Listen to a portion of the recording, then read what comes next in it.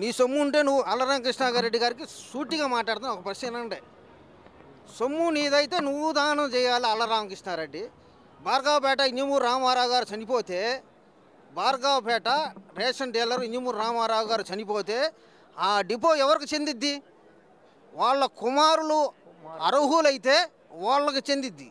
వాళ్ళ కుమారులు అర్హులు కాకపోతే చట్ట ప్రకారం నిర్ణయం తీసుకోవాలి, పేపర్లు వేపియాలి, టముకి వేపియాలి, ఆ డిపో తీసుకెళ్ళి ఎవరు అర్హుడైతే ఆడికే ఇవ్వాలి.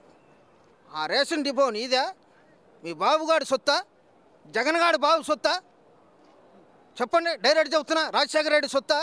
ఆ రేషన్ డిపో ఎవరిది? అల్లరామకృష్ణారెడ్డి ఆ రేషన్ డిపో ఎవరిది?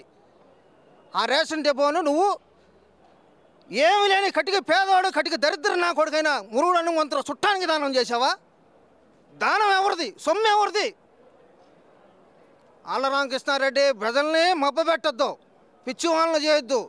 ప్రజలు తెలుసుకున్నారు, సిద్ధం చేసుకున్నారు, ఆయుధం అరికే సిద్ధం చేసుకున్నారు.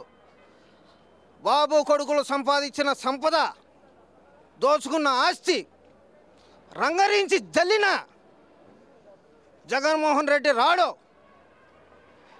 ఓటుకి 2000 ఇచ్చారు. ఒక ఎమ్మెల్యే కానీ ఒక మంత్రి కానీ నీతి నిజాయితీగా గెలిచారా? వైనాట్ 175 అని చెప్పి రొమ్మిరుతున్నావు. దయదలిచారు, దయచేసి ఓట్లు వేశారు, పట్టం కట్టారు. ఎంత బాగా చేయాలి పరిపాలన? నీకు వచ్చిందా? నీ మంత్రులకు వచ్చిందా? నీ ఎమ్మెల్యేలకు వచ్చిందా?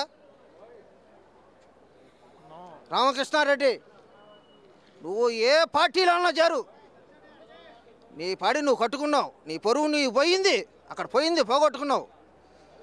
బీసీ తరఫున గెంజి చిరంజీవి రాని, మురుగన్ హనుమంతరావు వాళ్ళ పిల్లలు రాని అవకాశం లేదు.